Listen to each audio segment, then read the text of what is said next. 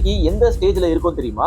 Electoral ஆட்டோகிரசி, அதாவது full dictatorship, authoritarian ரெஜிம்ல இருந்து ஜஸ்ட் 2 ஸ்டெப் தூரத்துல தான் நம்ம இன்னைக்கு நாடு ஒரு undeclared emergency evaluation committee approve பண்ற வீடியோ மட்டும் தான் நீங்க உங்களுடைய யூடியூப்லயோ வாட்ஸ்அப்லயோ இல்ல சோஷியல் மீடியாஸ்ல நீங்க போட முடியும். டிஎம்கேக்கு பாத்தீங்கன்னா 656 crore கிடைச்சிருக்கு.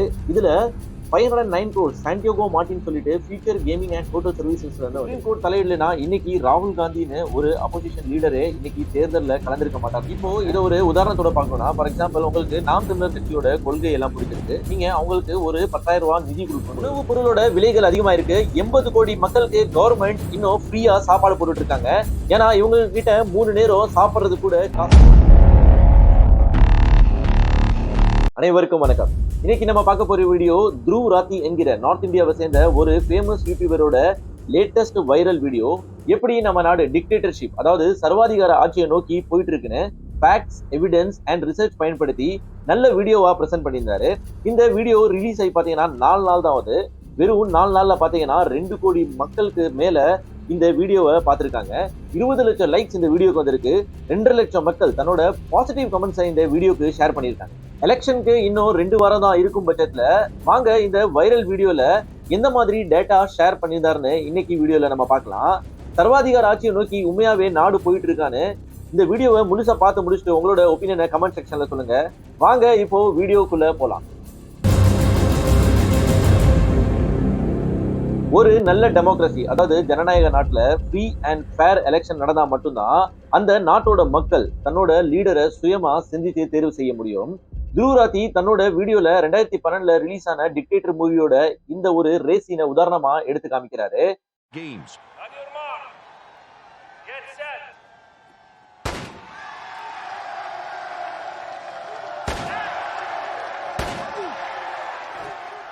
At which he won 14 gold medals.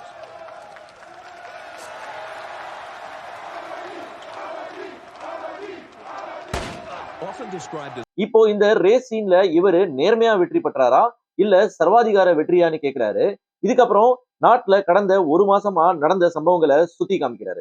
டெல்லியோட chief minister Aravind கெஜ்ரிவாலோட அரஸ்ட்ல தொடங்கி எலெக்ஷன் கமிஷனரோட அப்பாயின்மெண்ட்ல இருக்கும் பிஜேபியோட ரோல், எலக்ட்ரல் பாண்ட் சர்ச்சை எப்படி TV channels and press media முன்னால இன்னைக்கு மறைக்கப்பட்டு இருக்கு.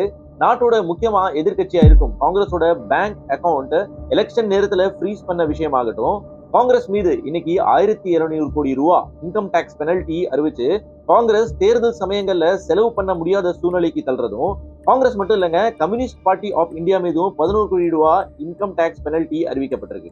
அப்போசிஷன் பார்ட்டி கேண்டிடேட்ஸ் மீது enforcement directorate income tax notice பாயிரதும் எல்லாம் எப்படி ஒரு ஃப்ரீ அண்ட் ஃபேர் எலெக்ஷனுக்கு எடுத்துக்காட்டா இருக்கும்னு கேட்கிறாரு. டெல்லியோட சீஃப் மினிஸ்டர் அரவிந்த் கெஜ்ரிவால் அவர்கள் மார்ச் 21 அன்னைக்கு என்ஃபோர்ஸ்மெண்ட் டைரக்டரேட்லால அரெஸ்ட் பண்ணப்படுறாரு. இந்தியாவோட இண்டிபெண்டன்ஸ்க்கு அப்புறம் முதல் முறையா ஒரு சிட்டிங் சீஃப் மினிஸ்டரை எந்த ஒரு குற்றமும் கோர்ட்ல நிரூபிக்கப்படாத சூழ்நிலையில அரெஸ்ட் பண்றது இதுதான் முதல் தடவை. நியூடெல்லியில நவம்பர் 2021 லிக்கருக்கான புது எக்ஸைஸ் பாலிசி டெல்லி கவர்மெண்ட் அறிவிக்கிறாங்க. இந்த நியூ எக்ஸைஸ் பாலிசி படி மூலியமா பாத்தீங்கன்னா டெல்லியில கவர்மெண்ட்லி ஓன்டு பாத்தீங்கன்னா 630 லிக்கர் ஷாப்ஸ் இருக்கு. இது சுகாதாரமற்ற முறையில இருப்பதனால இப்போ இந்த 630 லிக்கர் ஷாப்க்கான லைசன்ஸையும் பாத்தீங்கன்னா ஜோன் வைஸ் பிரிச்சு இந்த பிரைவேட் என்டிட்டிஸ்க்கு வித்துடலாம்னு சொல்லிட்டு பிளான் பண்றாங்க. அப்போ இதன் அடிப்படையில இந்த பிரைவேட் என்டிட்டிஸ்க்கு பாத்தீங்கன்னா 32 ஜோன் பிரிச்சு 849 புது ஹைடெக் ரீட்டைல் ஷாப் ஓபன் பண்றாங்க. இப்போ இதன் அடிப்படையில கஸ்டமர்ஸ்க்கு ஒரு நல்ல எக்ஸ்பீரியன்ஸ் கிடைக்குது. ஆம் ஆத்மி பார்ட்டி என்ன கிளைம் பண்றாங்கன்னா, பழைய லிக்கர் பாலிசியோட புது லிக்கர் பாலிசியில கவர்மெண்ட்டுக்கு நிறைய லாபம் கிடைச்சிருக்குன்னு சொல்றாங்க. 2022 டெல்லியோட கவர்னர் இந்த லைசன்ஸ் வித்ததுல முறைகேடு நடந்திருக்குன்னு சொல்லிட்டு சிபிஐ இன்வெஸ்டிகேஷனுக்கு முறையிடுறாரு. சிபிஐ இந்த கேஸை இன்வெஸ்டிகேட் பண்றாங்க. இன்வெஸ்டிகேட் பண்ணதுக்கு அப்புறம் பிப்ரவரி 2023 பாத்தீங்கன்னா deputy chief minister Manish Sisodia அவர்கள் பாத்தீங்கன்னா அரெஸ்ட் பண்ணப்படுறப்ப பாத்தீங்கன்னா கிட்டத்தட்ட 18 போர்ட்போலியோ ஹேண்டில் பண்ணிட்டு இருந்தாரு. அதுல முக்கியமான போர்ட்போலியோ பாத்தீங்கன்னா ஃபைனான்ஸ், எஜுகேஷன் மாதிரி செக்டர்ஸ் ஹேண்டில் பண்ணிட்டு இருந்தவர். இவரை அரெஸ்ட் பண்றாங்க. சிபிஐ இந்த கேஸ்ல பணம் மோசடி நடந்திருக்குன்னு சொல்லிட்டு இந்த கேஸை என்ஃபோர்ஸ்மெண்ட் டைரக்டரேட்க்கு டிரான்ஸ்பர் பண்றாங்க. இதுக்கப்புறம் தான் ஆம் ஆத்மி பார்ட்டிக்கு பிரச்சனைகள் அதிகமாகுது. இதுக்கப்புறம் ஹெல்த் மினிஸ்டர் சத்யேந்திர ஜெயின் அவர்கள் அரெஸ்ட் பண்ணப்படுறாரு. கடைசியா டெல்லியோட sitting chief minister Arvind Kejriwal அவர்கள் 100 crores bribe in exchange of undue benefits, அதாவது 100 கோடி ரூபாய் பணம் வாங்கி இந்த எக்ஸைஸ் பாலிசியை பிரைவேட் கம்பெனிஸ்க்கு சாதகமா டிசைன் பண்ணியிருக்காருன்னு சொல்லிட்டு இன்னைக்கு அரெஸ்ட் பண்ணப்பட்டிருக்காரு. பார்ட்டியோட ஸ்போக்ஸ் பர்சன் அதிஷி மர்லேனா என்ன சொல்றாங்கன்னா 2 வருஷம் இடி அண்ட் சிபிஐ பாத்தீங்கன்னா இந்த கேஸை இன்வெஸ்டிகேட் பண்றாங்க. இதுல கிட்டத்தட்ட 500 ரெய்டு நடத்தியிருப்பாங்க. 1000க்கு மேல விட்னஸ் சேகரிச்சிருப்பாங்க. இன்னைக்கு வரைக்கும் எந்த ஒரு ப்ரூஃபும் ஆம் ஆத்மி பார்ட்டிக்கு எதிரா கிடைக்கவே இல்லைன்னு சொல்றாங்க. அப்போ கொஸ்டின் என்ன எழும்புதுன்னா, கோர்ட்ல எந்த ஒரு ப்ரூஃபும் இன்னும் நிரூபிக்கப்படவே இல்லைன்னா பெயில் ஏன் கிடைக்கல? இதுக்கு பின்னாடி இருக்கும் ரீசன் PMLA 2018, அதாவது prevention of money laundering act 2018. இந்த சட்டம்ல பிஜேபி ஒரு சில திருத்தங்களை கொண்டு வராங்க. பெயிலோட கண்டிஷன் சேஞ்ச் பண்ணப்படுது. பெயில் வாங்குறது இன்னும் கொஞ்சம் சிக்கலா ஆக்கப்படுது. மத்த கிரைம்ஸ்ல லா எப்படி இருக்கும்னா, இன்னோசென்ட் அன்டில் ப்ரூவன் கில்ட்டி. குற்றம் நிரூபிக்கப்படாத வரைக்கும் நீங்க குற்றவாளி கிடையாது. ஆனா PMLA ஆக்ட் 2018 கீழ அரெஸ்ட் ஆனாலே நீங்க ஆல்ரெடி ஒரு குற்றவாளி தான். அதாவது கில்ட்டி அன்டில் ப்ரூவன் இன்னோசென்ட்.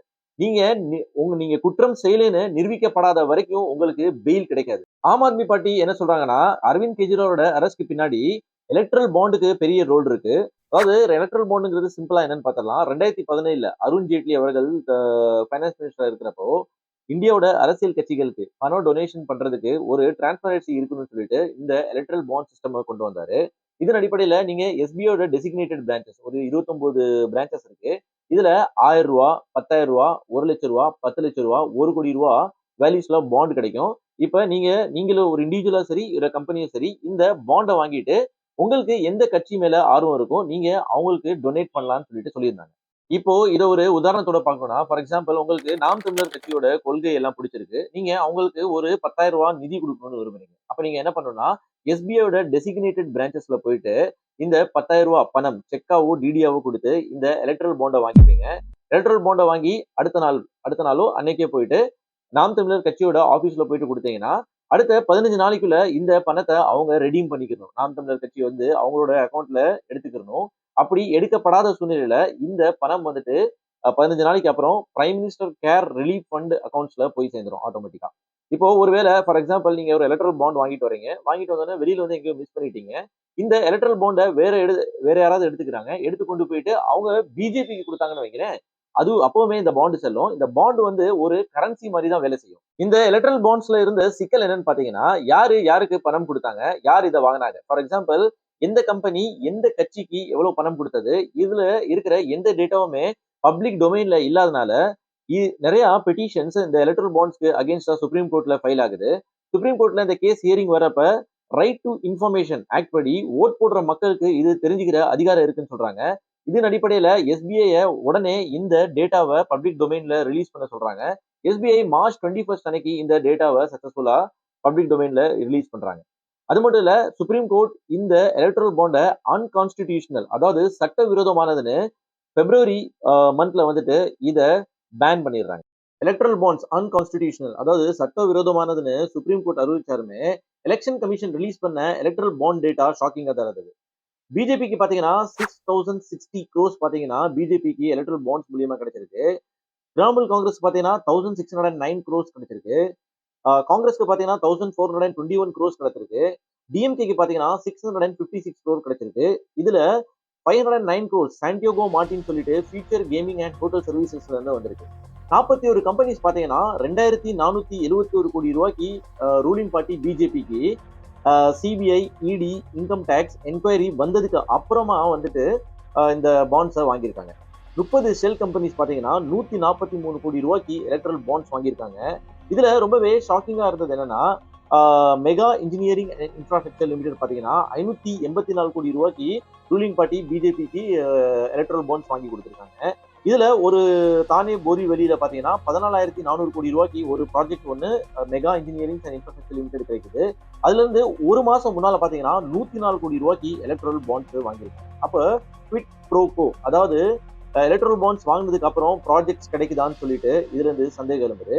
இப்ப இதுல இன்னொரு ஷாக்கிங்கான இது என்னன்னா, பார்மசூட்டிகல்ஸ், மெடிக்கல் கம்பெனிஸ் பாத்தீங்கன்னா 35 பார்மசூட்டிகல்ஸ் கம்பெனிஸ் கிட்ட 945 கோடி ரூபாய்க்கு எலக்ட்ரல் பாண்ட்ஸ் வாங்கி கொடுத்திருக்காங்க. இதுல டாரண்ட், சிப்லா, ஜைடஸ், சன் ஃபார்மா, முக்கியமா ஒரு கம்பெனியா வச்சுக்கோங்க, அரபிந்தோ ஃபார்மா. இந்த அரபிந்தோ ஃபார்மாக்கும் கெஜ்ரிவாலோட அரெஸ்ட்க்கும் என்ன சம்பந்தம் இருக்குன்னு இப்ப பார்க்கலாம். த்ருவ் ரத்தி அவரோட வீடியோல என்ன சொல்றாருன்னா, அரவிந்த் கெஜ்ரிவாலுக்கு அரெஸ்ட்க்கு பின்னால இருந்தது ஒரு முக்கியமான வாக்குமூலம் யாருதுன்னா, அரபிந்தோ ஃபார்மா கம்பெனியோட ஓனர் சரத் சந்திர ரெட்டியோடது. இவரோட வாக்குமூலம் தான் இன்னைக்கு அரவிந்த் கெஜ்ரிவாலை அரெஸ்ட் பண்ண வச்சிருக்குன்னு சொல்றாரு. இப்போ இது என்ன நடந்ததுன்னு பார்க்கலாம். 9th நவம்பர் 2022 அன்னைக்கு இடி அபிஷியல்ஸ் சரத்சந்திர ரெட்டியை வந்துட்டு வாக்குமூலத்துக்கு கூப்பிடுறாங்க. இதுல சரத்சந்திர ரெட்டி அவர்கள் அரவிந்த் கெஜ்ரிவாலுக்கு ஃபேவரா தான் வாக்குமூலம் கொடுக்குறாரு. நெக்ஸ்ட் டே, அதாவது 10th நவம்பர் 2022 அன்னைக்கு சரத்சந்திர ரெட்டியை இடி அபிஷியல்ஸ் அரெஸ்ட் பண்ணிடுறாங்க. அரெஸ்ட் ஆகி 5 நாளைக்கு அப்புறம் இந்த அரபிந்தோ ஃபார்மா கம்பெனி பாத்தீங்கன்னா 5 கோடி ரூபாய் பிஜேபிக்கு எலக்ட்ரல் பாண்ட்ஸ் மூலியமா கொடுக்குறாங்க. இப்போ 6 மாசம் வரைக்கும் சரத்சந்திர ரெட்டி ஜெயில தான் இருக்காரு. இந்த 6 மாசத்துல இடி அபிஷியல்ஸ் 9 ஸ்டேட்மெண்ட்ஸ் வந்துட்டு சரத்சந்திர ரெட்டிட்ட வாங்கியிருக்காங்க. இதுல எல்லா ஸ்டேட்மெண்ட்ஸுமே சரத்சந்திர ரெட்டி வந்துட்டு அரவிந்த் கெஜ்ரிவாலுக்கு ஃபேவரா தான் கொடுத்திருக்காரு. ஆனா 25th ஏப்ரல் 2023 அன்னைக்கு முதல் தடவையா 10வது ஸ்டேட்மெண்ட்ல சரத்சந்திர ரெட்டி கெஜ்ரிவாலுக்கு அகைன்ஸ்டா ஸ்டேட்மெண்ட் கொடுக்குறாரு. இப்போ இந்த ஸ்டேட்மெண்ட் கொடுத்ததுக்கு அப்புறம் மே 2023 இடி சரத்சந்திர ரெட்டிக்கு பெயில் கொடுத்துறாங்க. பெயில் கொடுத்தது மட்டும் இல்லாம ஜூன் 2023 இடி இந்த லிக்கர் ஸ்கேம் கேஸ்ல சரத்சந்திர ரெட்டியை வந்துட்டு அப்ரூவரா மாத்திடுறாங்க. சரத்சந்திர ரெட்டி வெளியில வந்து 6 மாசத்துக்கு அப்புறம் 25 கோடி ரூபாய்க்கு அரபிந்தோ ஃபார்மா கம்பெனி வந்துட்டு பிஜேபிக்கு எலக்ட்ரல் பாண்ட்ஸ் கொடுக்குறாங்க. இப்போ அது மட்டும் இல்லைங்க, இந்த மொத்தமா இந்த அரபிந்தோ ஃபார்மா கம்பெனி வந்துட்டு 52 கோடி ரூபாய்க்கு எலக்ட்ரல் பாண்ட்ஸ் வாங்கியிருக்காங்க. இதுல 34 கோடி ரூபாய் பாத்தீங்கன்னா பிஜேபிக்கு போயிருக்கு. இதனால ஆம் ஆத்மி பார்ட்டி என்ன சொல்றாங்கன்னா, இந்த மணி ட்ரையல் வந்துட்டு ஆம் ஆத்மி பார்ட்டி கூட நடக்கல, பிஜேபியோட தான் நடந்திருக்குன்னு சொல்றாங்க. த்ருவ் ரத்தி அரவிந்த் கெஜ்ரிவாலோட அரெஸ்டுக்கு பின்னால ராகுல் காந்தியோட ட்வீட் வந்து சுத்தி காமிக்கிறாரு. ராகுல் காந்தி என்ன சொல்றாருன்னா, a scared dictator want to create a dead democracy சொல்றாரு. இன்னொரு ஸ்டேட்மெண்ட்ல அவர் என்ன சொல்றாருன்னா, பிஜேபி இது பியூர் மேட்ச் பிக்சிங் பண்ணிட்டு இருக்காங்கன்னு சொல்றாரு. இப்போ மார்ச் 2023 அன்னைக்கு ராகுல் காந்தி மீது ஒரு டிஃபமேஷன் கேஸ் ஒன்னு பிஜேபி ஃபைல் பண்றாங்க.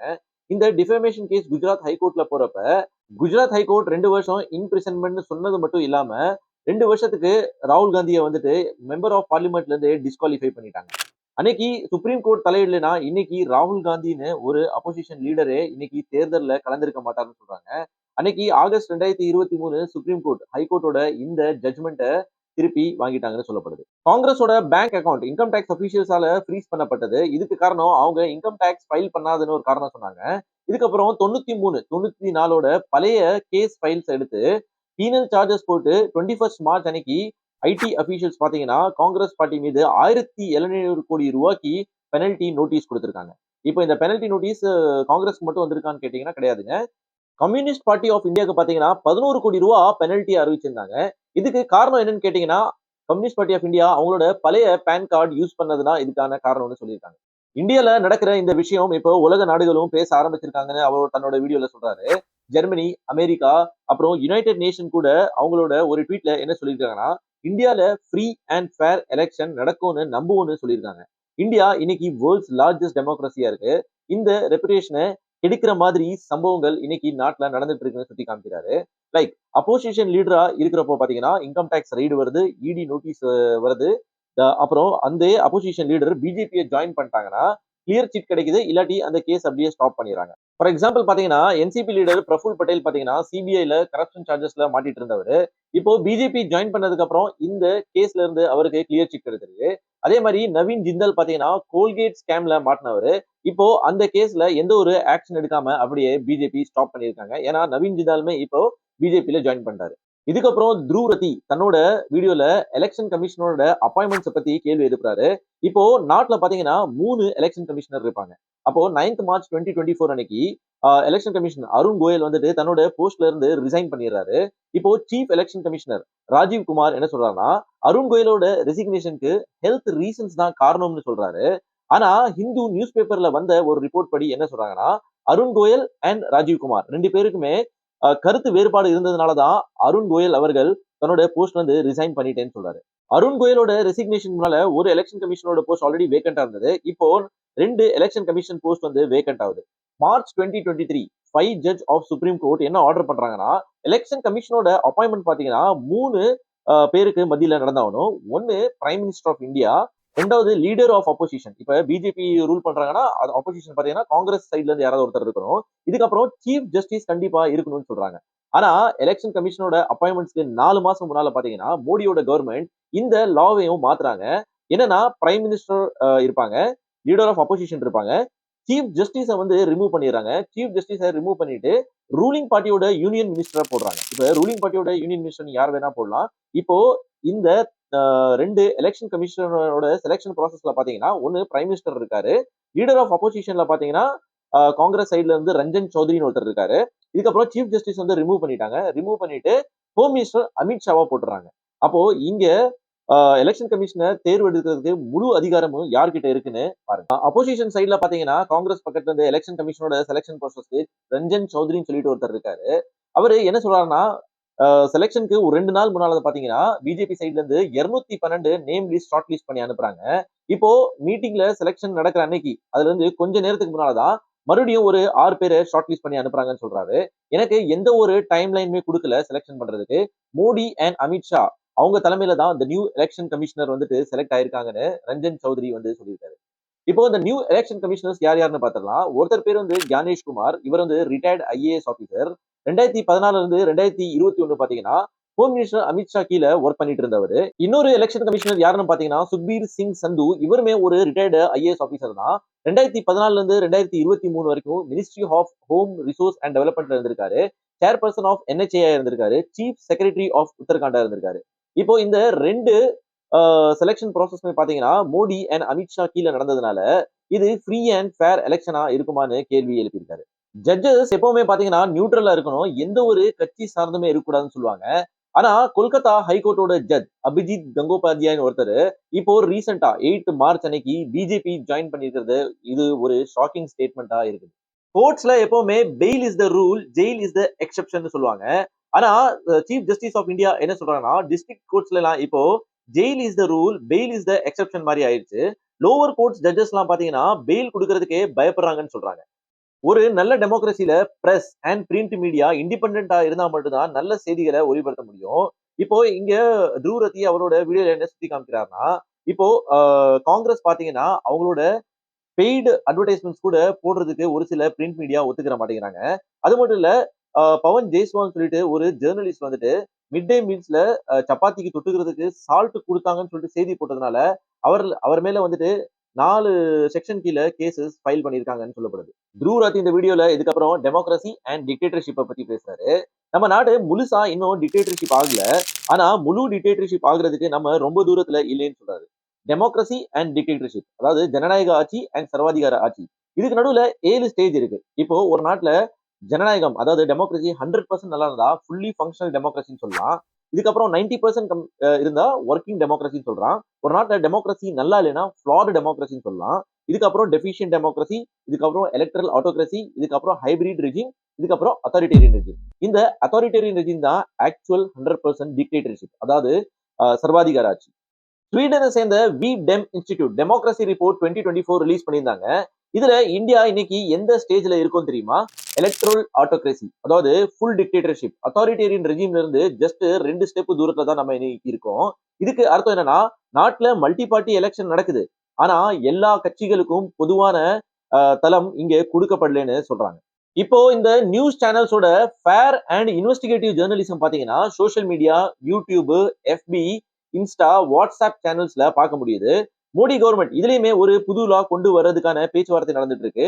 Broadcasting services regulation 2023 new IT rules பிராட்காஸ்டிங்கோட டெஃபினேஷனை மாத்த இங்க முயற்சி நடந்துட்டு இருக்கு.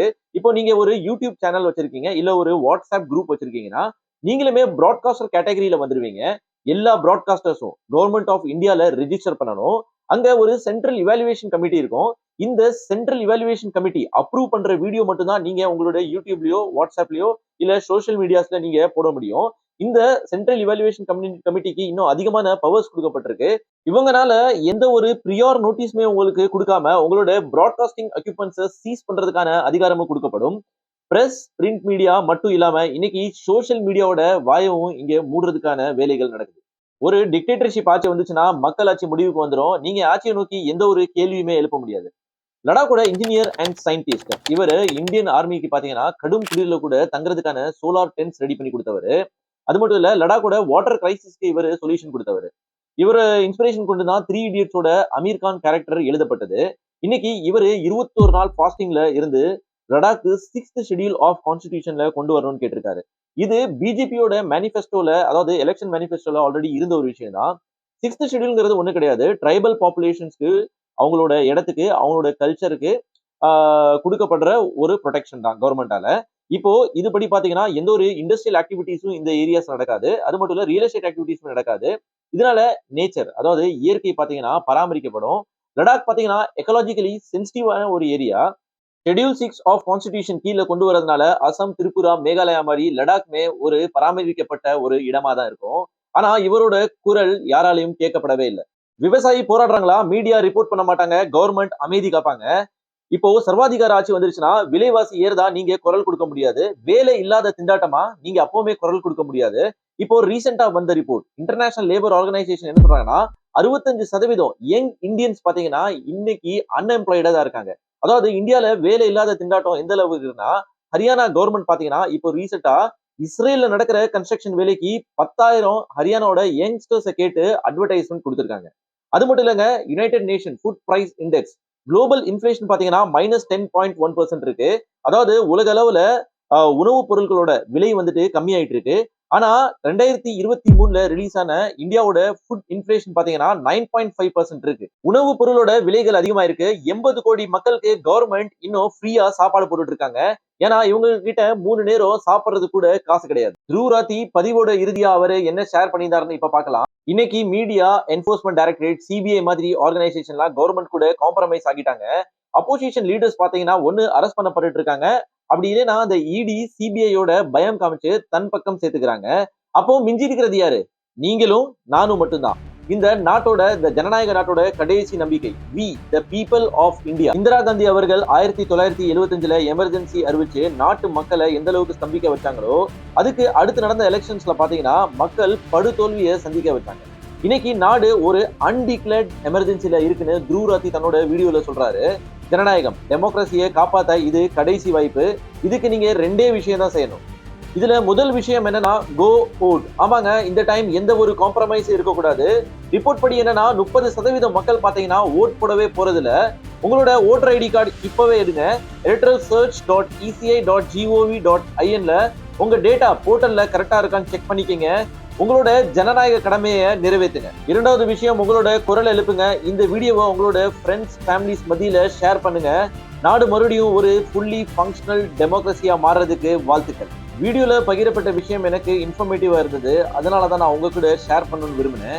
சென்டர்ல இப்படி ஒரு சூழ்நிலை இருந்தா கூட தமிழ்நாடுல பாத்தீங்கன்னா 1968ல இருந்து பாத்தீங்கன்னா 50 வருஷமா திராவிட கட்சிகள் தான் ஆட்சியில இருந்திருக்கு.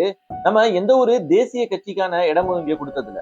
சென்டர்ல எப்படி ஒரு ஆட்சி மாற்றத்துக்கான தேவை இப்ப ஏற்படுத்தியிருக்கோ, அதே மாதிரிதான் இன்னைக்கு தமிழ்நாட்டிலையும் ஒரு அரசியல் மாற்றத்துக்கான தேவை இருக்குது.